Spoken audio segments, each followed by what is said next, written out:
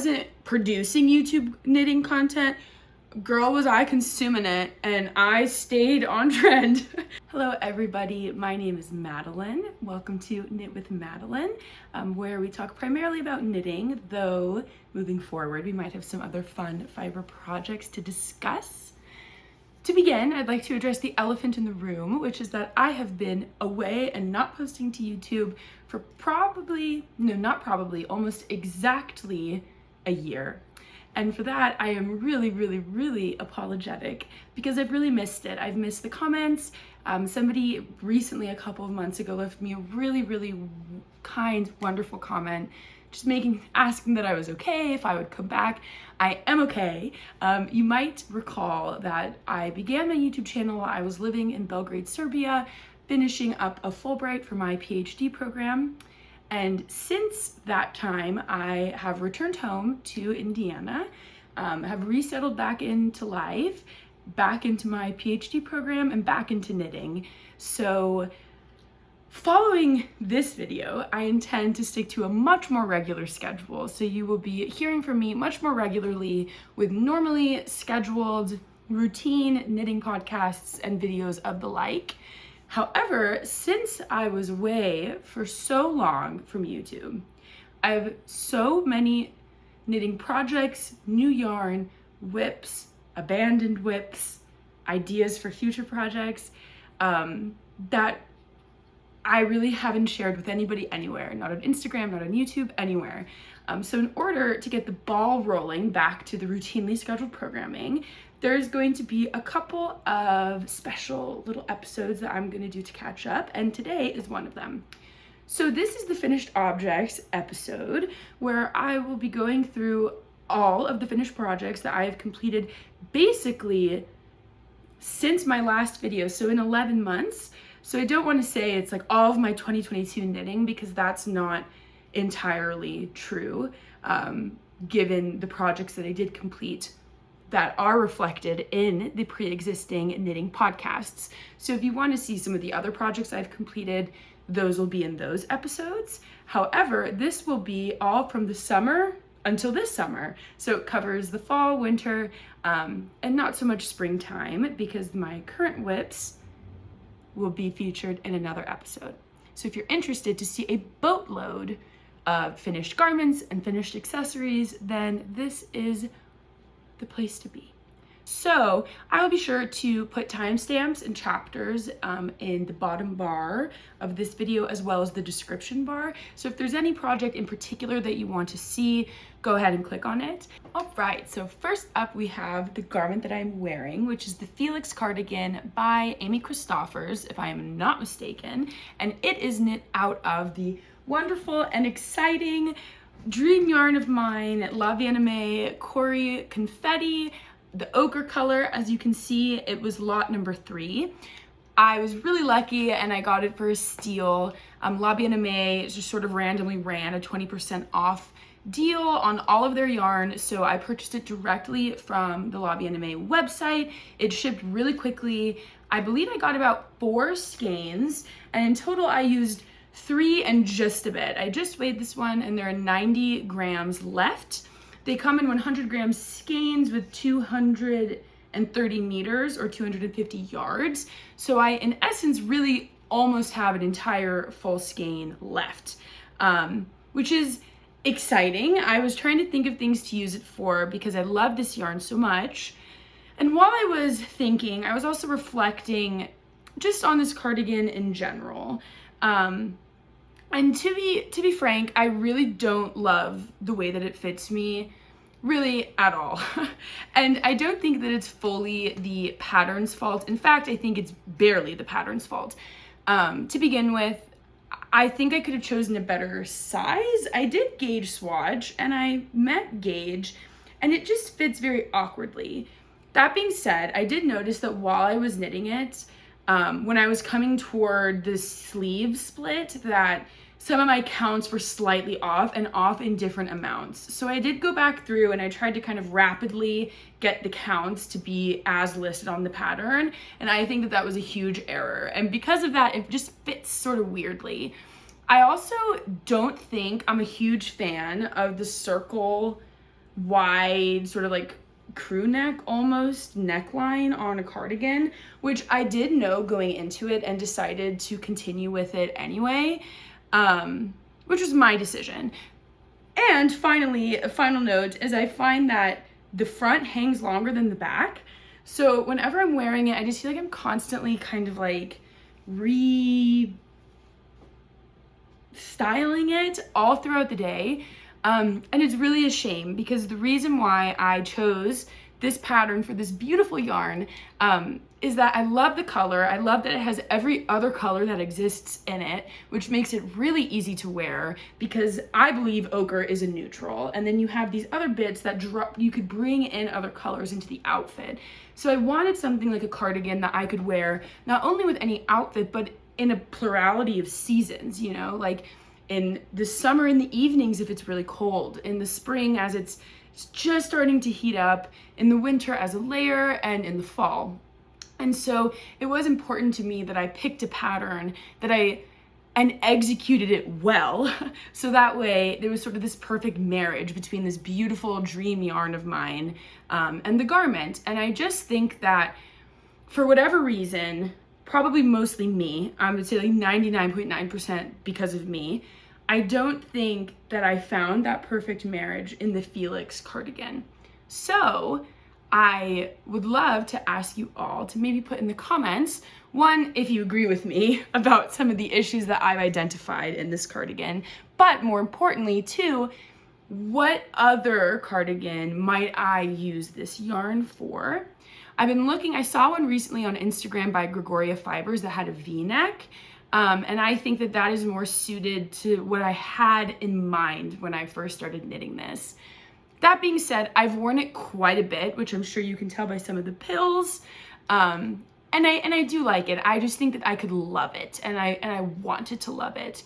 So let me know what you think. If you think that it's worth giving it another shot, and if so, what pattern would you think would make this yarn sing? And again, I have about four skeins in total. So if that helps in your consideration, I'm really excited to see what you all say. So for the next item, let's go to an accessory, a really exciting one. So some of you who are returning viewers, and again, thank you so much for returning. I'm so happy to finally be back in conversation with you all. I knit a shawl for my mother. It was the Calla shawl by Natasha Hornby, or Moon something. It's Natasha Hornby, the Calla shawl. I think she has a brand name. I can't remember. And I knit it out of this beautiful sort of summertime fiber that was made out of silk and linen and merino, and it was just gorgeous. And I mentioned I will knit this again. And guess what? I knit it again for myself because it is so stinking beautiful. For this shawl, I used a new to me yarn, which was the West Yorkshire Spinners, the Croft. It's 100% Shetland Island wool, and this is the color Colesay, perhaps. The number is 212, just in case that wasn't clear. And it's this really nice, very cool toned, almost like icy or like fog colored gray that's really light, and I like it very much. It's a very woolly wool, but soft in my opinion.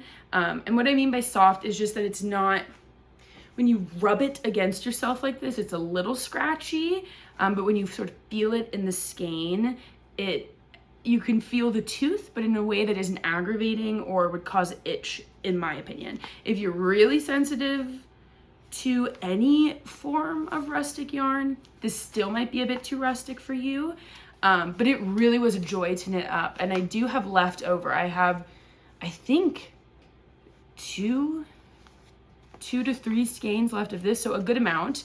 It comes in 100 gram hanks, and they're 225 meters or 246 yards. So it's a DK weight yarn, which is what is called for in the pattern, I am pretty certain. And yeah, it's basically just straightforward. Like I mentioned in my other videos for the Calla shawl, you start with a garter tab and you expand out. So it's really fast moving in the beginning, and then near the end, you're like, girl, like, let's get this rolling. I will say, embarrassingly, this is one of the first things I knit this winter. And it was the first really kind of serious project that I sat down and knit in a while after coming back from Serbia. And for some reason, I just like forgot how to do my make one lefts, or make one, no. Is it a make one left? I'm trying to remember the direction that I knit this.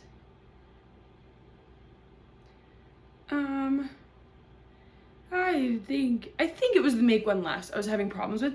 And you can see probably all the way down from this center line that goes all the way down the shawl, from which you increase, that I basically have eyelets all the way down. And once I figured it out, I only figured it out because I started knitting a Stephen West shawl. Here, let me make sure that you can see what I'm talking about before I keep going. But those are the eyelets that I'm talking about. Hope you can see them.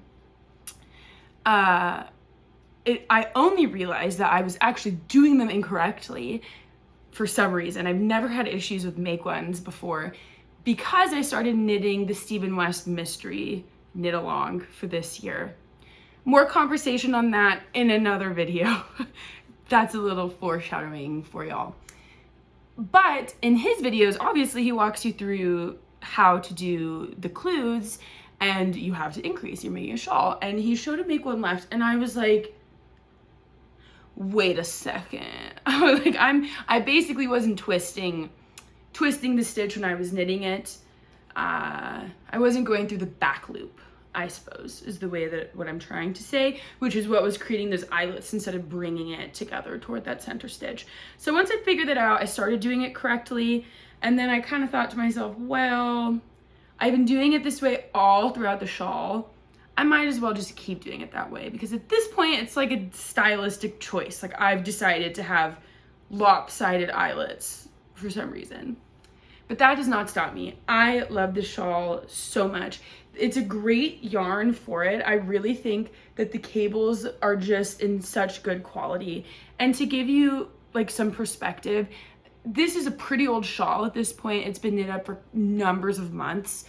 It really just gets treated poorly. Like, I'll just wrap it around myself and twist it and pull it. I usually leave it on a chair we have in our living room, like a tent for my cat. She used to love going underneath it and laying under it, or going on top of it, which would pull it down actually. So if it was like across the chair like this, she would sit in the middle and stretch it.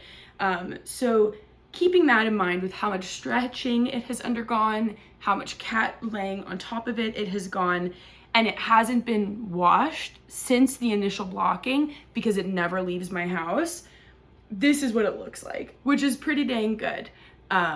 So yeah, I think the yarn is fabulous. It has pilled a little bit. I wouldn't say really, yeah, no, they're pills, but they're small and few and far in between. And yeah, but I did follow the pattern all the way through, meaning I did the picot edge bind off, which you can see right there. And I think it looks beautiful. I think it is a totally right call. On the one I did previously, because the yarn was so fine, the picot edge bind off just looked like knots. And so I did an I-cord bind off with the woolly wool. I really recommend doing the picot edge. I think it's just darling, especially right near the tip. I just love this shawl. I'll probably knit it at least a few more in my lifetime. It's just great. It takes a lot of time and a lot of effort, but it's just great. I knit it on the suggested needles in the pattern. Usually with shawls, I don't really mess around with that unless I'm really significantly changing the yarn or changing something about it. But yeah, obviously I would highly recommend this pattern. I have very special yarn that I'll show in another forthcoming video from my mother that is already dedicated, was purchased with a different Natasha Hornby pattern in mind. So I'm so excited Maybe I should fold this up nicely. I'm so excited to knit another one of her patterns and not just keep knitting the same one over and over again. However, I'm so happy that I've knit it twice. I feel really confident with it, and honestly, I know that it might look a little frightening. I made this after seeing Chris and Lair make it and just being like, that is the most beautiful shawl I've ever seen in my life. And I was intimidated, but really, if you can knit and you can purl and you know how to make a simple basic cable, or you're willing to learn how, knowing that it's really not that difficult, you can make this shawl. It's just broken rib and then cables and eyelets, and it produces this magic. I think that this would make also the chart, if you were willing to do some math, I think it would make a really, really beautiful pillow cover. So maybe one day that's in the future, who knows? But I think that's enough chatting about the Calla shawl, especially considering that I have chatted at it before. So let's just, oops, I just threw it straight into my cat's bed. Maybe she'll be excited. She's sitting in her tower right behind the camera, so you can't see her, unfortunately. But I'm sure she'll make a cameo one of these days, and you'll see the infamous Chochi, my beautiful cat, who I had to live without in Belgrade, which was probably the worst part about it. So let's do a garment. Now this is an exciting one. This is one that I really worked on. When did I work on it? I worked on it throughout the fall in preparation for the winter. I was really excited about it, and it is the Terazzo Sweater by Petite Knit. Here it is in all of its glory. It has a very, very long, let's see, that's the front. Has a very, very long turtleneck and nice boxy fit. And this is what it looks like. I think that this is the best fitting sweater, or yeah, like over garment that, well, to be honest, I think this is the best fitting garment I've ever made. It fits beautifully. It's like perfectly oversized, but not too much. It's boxy. It just fits so well. So I have to give it, I have to give that to Petite Knit. The fit, incredible. Now, this one was made out of a new to me yarn also. It was, again, a West Yorkshire spinner. I was really impressed by the yarn that I used for the Calla shawl, and I bought another one. I actually got both of these yarns, I think, for a huge steal from Webs, which is yarn.com. They were, I think, both like half off. Now that I'm like touching them again, I'm remembering, like, it was such a good deal. So this one, the one that I used for the sweater, was Bo Peep Pure, and it's 100% Falkland Island wool, whereas the Croft that I mentioned earlier is Shetland. This one does come in smaller hanks, so it's a 50-gram hank, 122 yards, 112 meters, though it is also a DK weight yarn. I will say this one is clearly softer than the Croft. You can feel it immediately in the hank, or in the skein form. It's just much softer. It lacks the tooth that the Croft has, but it's still woolly. So keep that in mind. But I was really pleased when I got that. And then I paired it when I got it in the mail and was able to touch it and was like, wow. And I paired it with, also from Webs, a Webs brand mohair, which is Valley Yarns. 72% mohair, 28% mulberry silk.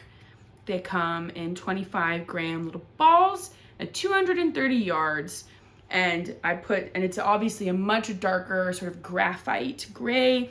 And this one, I would also call it a cool toned gray, but it's much darker in comparison to something than the Croft, just so you can see it. And this together made this beautiful marled dark gray color.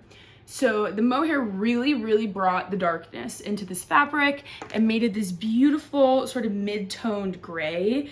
But then because it's held with that lighter yarn, it gives it this beautiful, beautiful marling. And it used to be a lot buzzier, but I did recently depill it, and it could probably use another one before it gets put away until next winter. Because it just, I mean, you know, it's mohair, it's a soft yarn, it's gonna pill, and I wore it constantly. This is my warmest winter garment that I own. It is warm, it is beautiful, it is good looking. In terms of the details, I'm sure you've heard about this pattern before from lots of people. It has a twisted rib, really long neck. I think I made mine slightly shorter than the pattern called for because it was getting really long. And then you have these really long twisted rib cuffs that are really beautiful. I did let's see if I can get you a not so pilly view. I did a tubular bind off, and it's one of the best that I've ever done. This was like the garment where I realized how to tension properly for the tubular bind off, and it really paid off. I mean, my bind offs are good looking in this sweater. Here's the other arm. I will say, and I also did one for the bottom ribbing band there, but I will say, for some reason, I did wear it constantly. Oh, I never fixed it. I put it on once and I heard kind of a popping, and I was like, what's that? And I looked, and one stitch from my ribbing just decided it didn't want to be bound off anymore and was free. And I was like, oh, that's an interesting choice. Nobody said that would be good. And honestly, I just left it for a long time, and I kept wearing it, and the stitch wasn't moving. I guess because of the mohair and the wool, it was locked in place. So I was like, I have to go back and fix that. And instead of doing that, I guess I just put a stitch marker to grab the stitch and then pin it down. And so I guess it needs to be fixed. But it will be.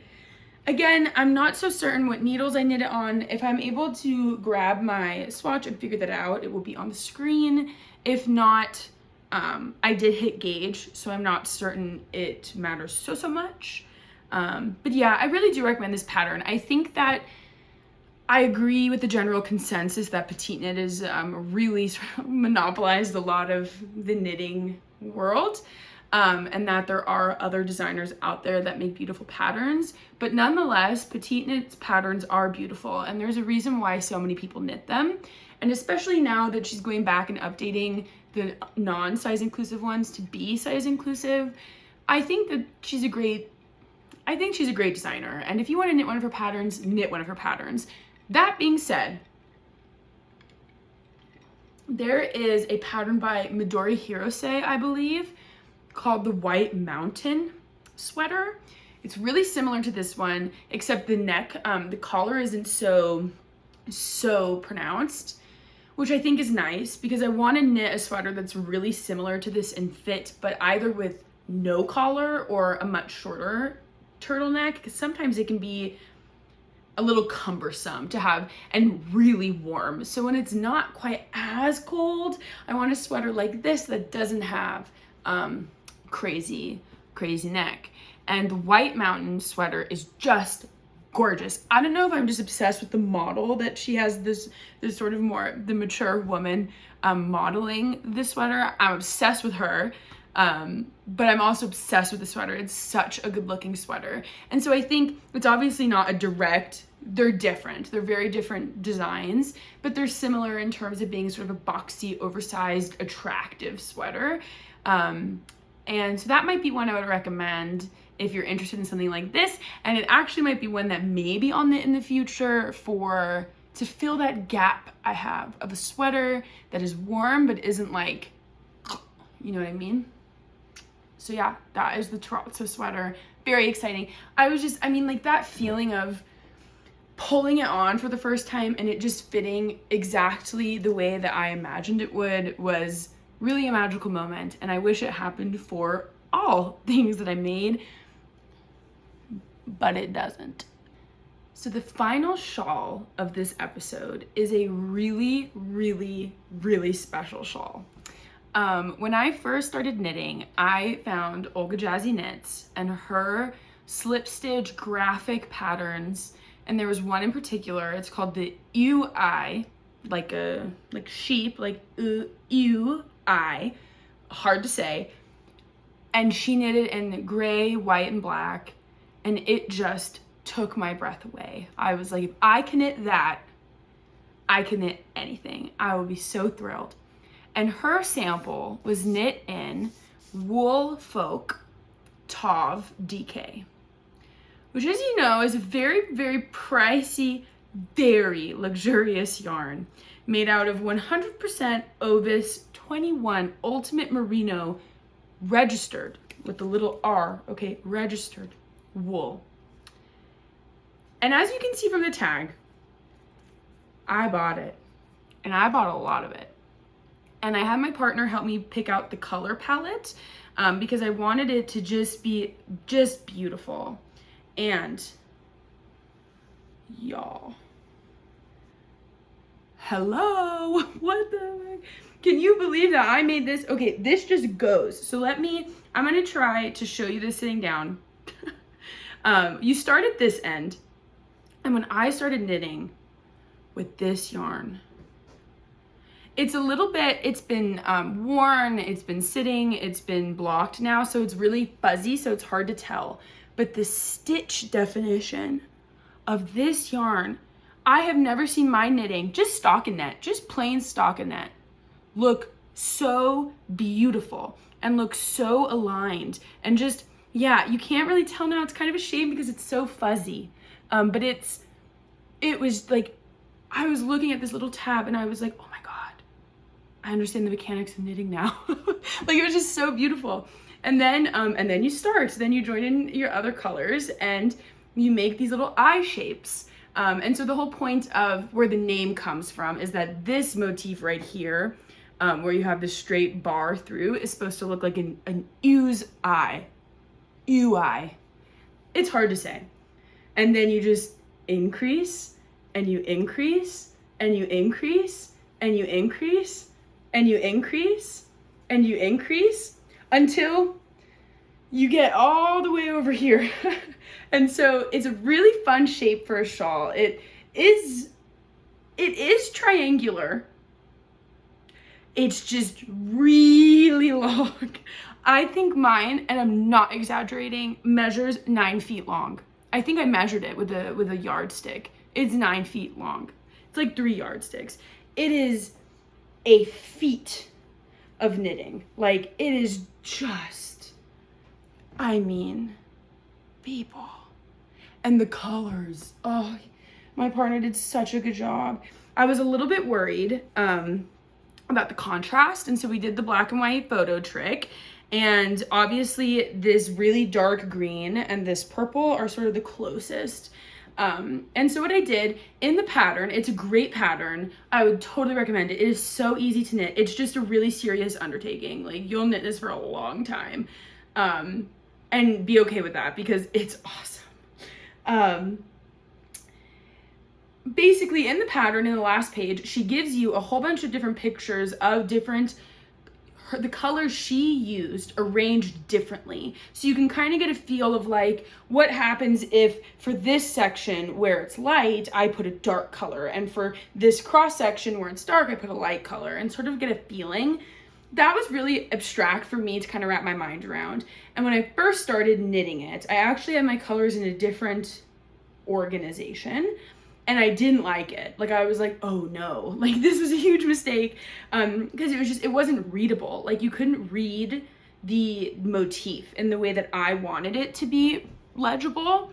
And so I just switched the colors around, and I made sure that this bar going across was darker, so that way you had the darkest and the lightest for the eye part of the motif, so that would be poppy, and that these colors here would kind of blend into each other from a distance, but up close, you should be able to see them very, very, very clearly. And I think that you can. And the neatest part of this shawl is because it's slip stitches, it's really 3D. Like, I can go right through it, like, in lots of different parts. And yeah, this yarn is beautiful. I shouldn't have bought it. Like, it tanked my life for a little while, but it is It is the most luxurious, largest, most beautiful thing that I own and that I have ever knit. And I am just so tickled that like I finally got to knit my like dream project. And I just really want to thank Olga for her mind, for her existence, because it's the types of things that she can do with yarn blows the mind. And I'm really offended on her behalf that I have not seen more people knit more of her patterns, because they are just stunning. And sure, they're not for everybody, they're very graphic. But I mean, I have never been prouder of myself. So this is my magnum opus for the year of absence. And now that it has been seen, it can be put away because it's too warm. But I knit it because I thought that both me and my partner could wear it, because the colors really swing both ways for he and I. And even though it's so big, it wraps up so small and it's so light. Each one, I don't know the amount of yarn that came in each skein, and I don't have any left. I used all of it. I used the exact same yarn that she used, and okay, I'm sorry, there was a crazy bug outside and it really freaked me out. This exact needles listed in the pattern, and I got the exact amount of yarn that she recommended you get for the larger size, and I used all of it. So that has never happened before. So thank you, Olga. Thank you, Olga. Thank you, self. I just can't wait to wear this. I mean, like, you guys, where's the winter? Bring it back. I mean, can you, like, I'm ready for next winter. I'm ready. So yeah. So now let's do another accessory. Here's a fun one. This is when I actually finished knitting very recently, and it is my first time ever using linen quill by Purl Soho. Here are the yarns. This is how much I have left over. It is a fingering weight yarn. I'm sure you've heard plenty about linen quill, given the popularity of the half and half triangles wrap. I got it on sale, and I did get some yarn to make a half and half triangles wrap, which will be in future episodes. But this one I got actually to make my friend a gift hat. And since I just finished it, as you can tell from the colors, I was hoping for it to be a spring hat, and we did have a pretty chilly spring, so I thought that it really was the perfect, like I was like, this is the perfect gift. But I finished it like 2 weeks ago, so now it's like firmly summer, and I know you're like, but you're wearing this cardigan. I'm wearing the cardigan for this episode, and I'm just being a trooper. I'm pretty warm. I might take it off. But I really enjoyed, I specifically bought the yarn for the hat based off of a Purl Soho pattern that they released called the Far and Wide hat. And so basically I knit it on, I had a really hard time getting gauge, so I'm pretty certain I knit it on a US 2 all the way through. So it's much longer than it looks, because you knit, and then you fold it up and basically seam it. You knit it together. So you get this really long folded hem, which I'm sure you can see, and then you keep on going, and then you do pretty normal crown decreases, and then you're done. And so what you get in the end is sort of this like double brimmed beanie. Put it on. I hope I don't look ridiculous. It's not for me though, so if I do, it's okay. It fits fine. It's a little bit slouchy, which is really not my style for beanies. But before I decide to sort of rip it up and change it, I do just want to gift it first. It needs to be blocked. I'm a little bit nervous about blocking because I don't want it to get any longer, and I don't want it to be any looser. So I am a bit nervous about that. But this is the Far and Wide hat. I would recommend the pattern. It's a totally free pattern on Purl Soho's website. It goes great with linen quill. I agree with what people have to say about linen quill. It's soft, it's nice to work with. The colors are vibrant and beautiful. I was intending to make another hat in reverse, so in the blue with the pink stripes. But as of now, I'm not totally certain. I really want to make like a camisole. Maybe that's what that will become. But who's to say? So let's put this over there. And this is the far and wide hat, which is going to be gifted to my friend Maggie, and I hope she loves it. She's out of the country though right now, so she's not getting it anytime soon. Easy one. One sock, done. Just kidding. This is, sorry, Nordland pattern for this sock. I think it's like the Midsummer Night Dream, something like that.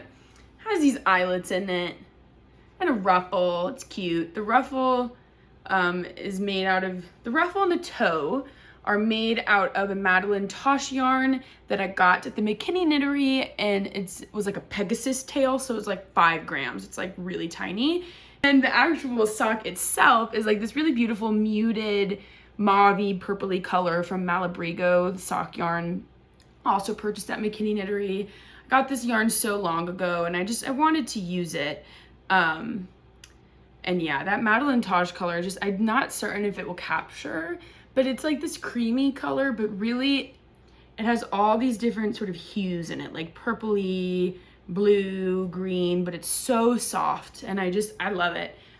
That being said, I don't know if I chose like the wrong size, or I don't check gauge on socks, which might be silly, but when I wear it, I don't like the way the eyelets look. I even blocked this sock, and I made a sock blocker out of cardboard and Scotch tape. Like, I put a lot of dedication and effort into making this sock work, and I just feel like when it's on my foot, just to give you an idea, and it stretches, I just don't think it's so beautiful. I think that Sorry Nordland has so many other gorgeous sock patterns. Oh, Sorry Nordland's patterns. Love them.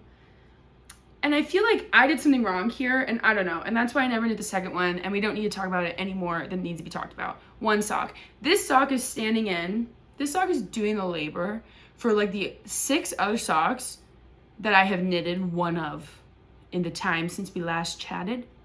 They're just sort of languishing. Just not a sock knitter, and I really want to be. And I think making the socks a bit more interesting are the way to get that, which means doing fun patterns like this one, even more fun patterns like the really beautiful intricate socks. I think maybe introducing some color work would be helpful. We'll see. I did buy a special sock yarn set from a very beloved knitting podcaster, M to the Third, and I am so excited to use that. So maybe that will kind of get me back into my sock mojo. Who's to say? Just toss that over there. Yeah, we're almost to the end. So I made 2 Musselburgh hats. Let's just pull them out. Because though I wasn't producing YouTube knitting content, girl was I consuming it, and I stayed on trend, and I knit the Musselburgh hats. Later than everybody else, but it doesn't matter. I still knit them. And I like it. I really like the pattern. There's really not more to say that hasn't been said about the Musselburgh hat. It's great. I was on the heavier side of the yarn weights for the pattern because I was holding Magpie Fibers Swanky DK with Magpie Fibers mohair, which I'll show the yarn in just a second. But because of that, I was on one part of the hat with the mohair, probably at a worsted-ish, and then just the DK by itself. And I wanted half the hat to be mohaired and half of it not, just in case the mohair felt itchy on the head. And I wanted sort of to tone down the variegated colors. And I think that might be a good place to talk about the yarn, because this is actually the first Magpie fiber yarn that I ever tried, which was really exciting. And I got a mystery bundle, which I did actually open on my Instagram. So that might still be there if you want to see me be really excited. But again, obviously Magpie fiber. It is, because it was a mystery bundle, there were one-of-a-kind skeins, and it came with 3. 2 variegated. Did it come with 3 or did I order? memory, come back to me. Let's think. I think it came with 3. I think it was like $8 and it came with 3. That sounds right. I think it came, but this wasn't a one of a kind. I remember. It's all clear to me now. The bundle came with these 2 variegated colors, and it's the Swanky DK, which is 80% superwash merino, 10% cashmere, 10% nylon, in 2 different colors. Sorry that the hanks are small and not so good looking, but like I said, if you want to see them in skein form, they're on my Instagram, which is also Knit with Madeline. But there was one that was a bit bolder. I will want to just say, Magpie, love them. Not only their yarn, but with the mystery bundle, obviously you don't get to choose what you want. But one of the bundles that was photographed were these beautiful colors, just like the ones I got, that were sort of warm toned, leaning on the side of their sort of bougie beaver, spicy beaver colors that they have, which are these sort of like rust tones or like these warm pinky mauves. And that was the note that I left. I was like, I know I don't get to choose, but I would really love like warm toned mystery set. And oh, they did me so good. So I got this one, which has a lot of the white showing of the yarn, but I really like it. And the colors in it are just stunning. There's like these sort of browny purples, this really gorgeous green that almost reminds me of like their tactile color. And since it's so lightly applied, they're just like really gentle and they fade in and they fade out. There's also a little bit of like a peachy, I think that's a good sort of cross section. I hope you can see it. So that was this one. The other one that I got was like, I had promised myself that I would stop buying variegated yarns because I don't love the way they knit up. Until I got this one. And the saddest part is this is like not a color. Like I can't go buy this again. This is it. But the reason why I love this one so much is because it's so low contrast and there's so many colors going on, but they all perfectly go together that it's just perfect. Like it's exactly the kind of variegation I want, where in terms of hue, like I'm trying to hue in terms of like intensity of color, all the colors are very mellow, and just like very seamlessly fade in and fade out from each other. And again, we have sort of like yellowy, a little bit of that like purpley mauve-y sort of brown color, a true brown, the green. And it just seems that like what is the unifying factor throughout this whole cake is that the same amount of white shows through. And that's why I keep saying hue, but I'm not certain that's the right technical term. But what it produces is not the very sharp, clear, this is a variegated yarn. If I don't alternate skeins, it's gonna make like a spiral. Like, and perhaps this would, I don't know. Ooh, I'm making a mess. Let's see if we can fix this while I'm just rambling on. But this one, because all of the colors just are so, I don't even have the words. They're just muted in the most perfect way. They fade into each other in the most perfect way. This is the type of variegation that's right up my alley. So if you know any yarn dyers that kind of specialize in almost these like low contrast, like tonal approach to a variegated yarn, please drop them in the comments because I'm all about that. Now, the bundle also it did come with a third color, and it was a mohair, pretty certain. Let's just double check this tag and see if it says. Yes. So this is their feather base, which is 70% mohair, 30% silk, 50 grams, 470 yards, and it is the Eager Beaver one of a kind.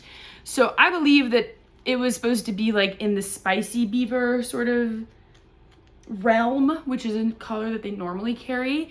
But this seems to me to be a bit more brown, and it's just gorgeous. It's just gorgeous, and clearly I have so much left over. So I got these 3 in a bundle. Darn good mystery bundle, okay? I felt really seen by Magpie Fibers. And then in addition to that, I went to the McKinney Knittery while I was in McKinney with my partner and picked up some yarn with him. to make these hats. So we decided on this magpie fiber yarn, which I believe is just straight up spicy beaver. Beautiful color, love it. And then also this horrible looking cake. Don't ask me what happened. But this I think is bougie. No, this is, let's see, I also got the matching mohair for this one. So let's take that tag out from the center and see. I think it's bougie beaver. Bougie beaver, great. So yeah, so bougie beaver and its match. And then I got obviously the spicy beaver to go with this eager beaver OOAK skein. These are the yarns we're working with.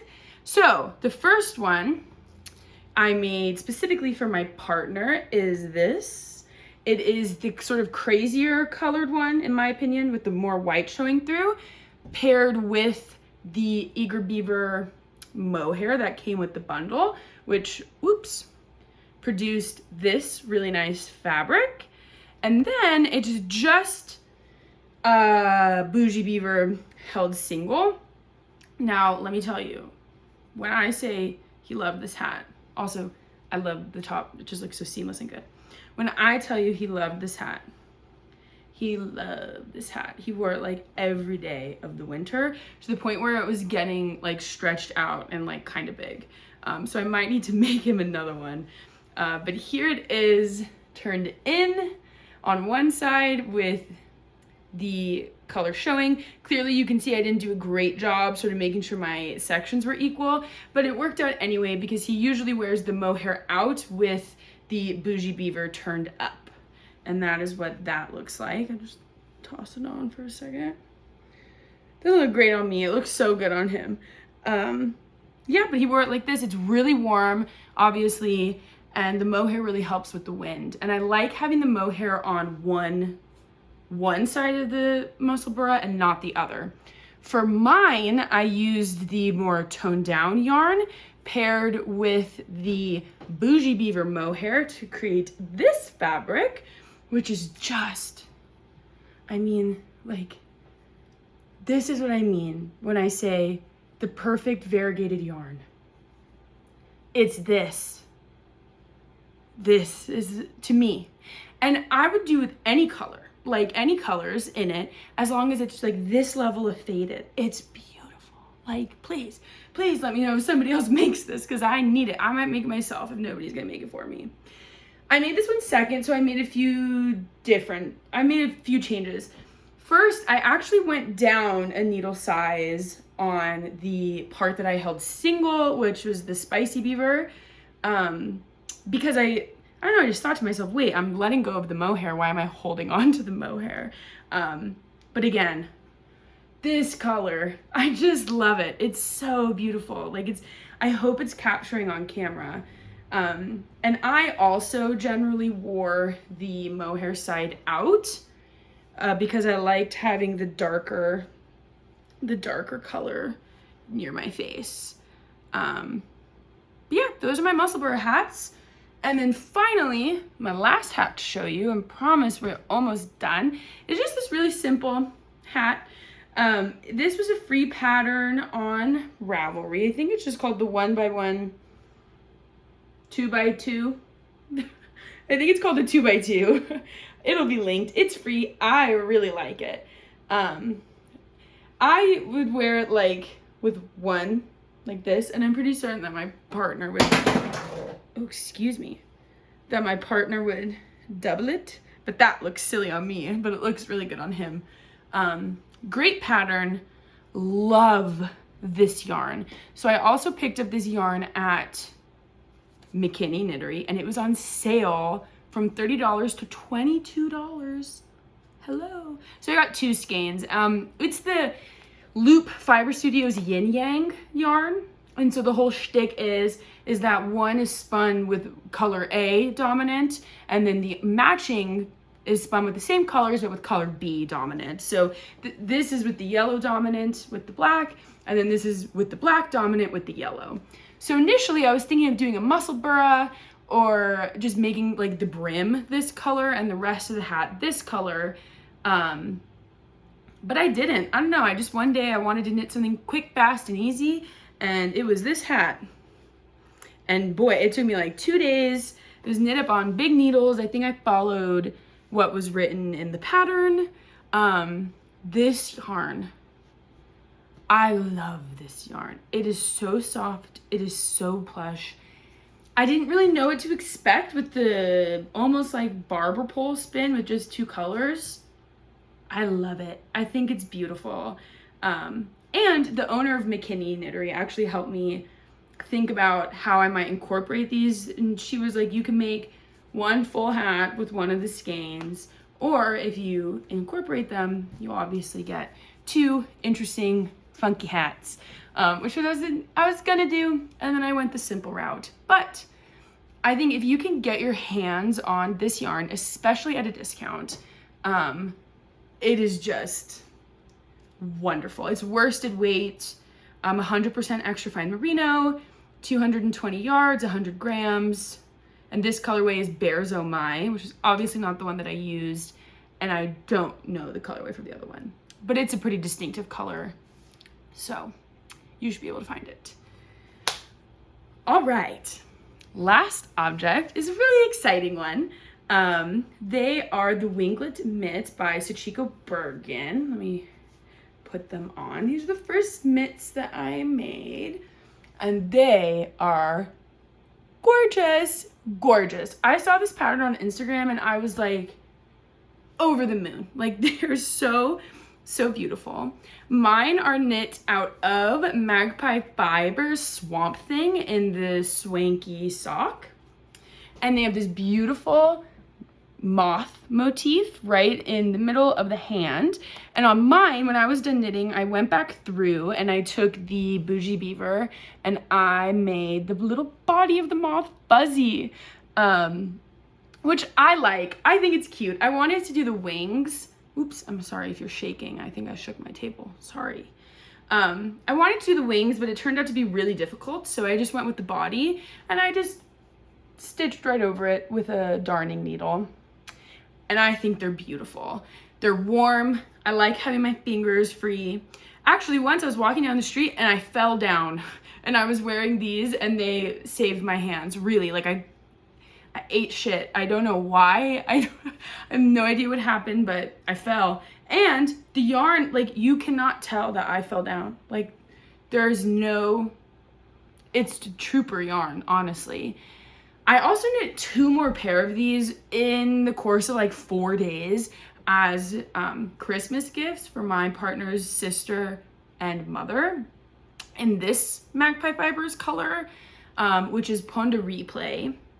I got this for another project and it just was not the same as the color that was on the website, which is fine. Obviously, it's really hard to capture. I understand, but I'll talk about that in context with that other project. But yeah, so I've made like 3 pairs of these. They go by so quickly. I knit it on the recommended needles. I use double pointed needles. It has this nice eyelet sort of detail where you increase for the thumb gusset and create your little thumb. And it's just a really thought through pattern and it's just beautiful. And making the moth is so easy. It's just a combination of decreasing in both directions and like 2 elongated stitches that you make for the antenna. But other than that, really easy, really simple, would highly, highly, highly recommend. All right. Yeah, I think that basically does it. I'm sure that this video, oops, sorry, I dropped something, was a lot longer than I expected it to be. And if that is the case, or if it's not the case, thank you so much for watching it all the way through. I hope you enjoyed this finished object parade. And it gets you back up to speed, but not all the way back up to speed, because I still have a number of really exciting whips. I finally found like my sweet spot with the knitting. I lost my mojo for a little bit, and the way I got it back was doing the best projects. So I'm so excited to show all of you the whips that I have. I also picked up sewing, which is exciting, and I have a really cool project bag that I'm really excited to show you that I made for myself. So yeah, so though again, thank you so much for taking some time out of your day to catch up with me and to see all the things I've knitted. Again, if you have any recommendations for what to do about this cardigan, please let me know. And I look so forward to having another conversation with you all very soon, much sooner than 11 months. Swear it. Have a wonderful rest of your day, evening, morning, and see you later.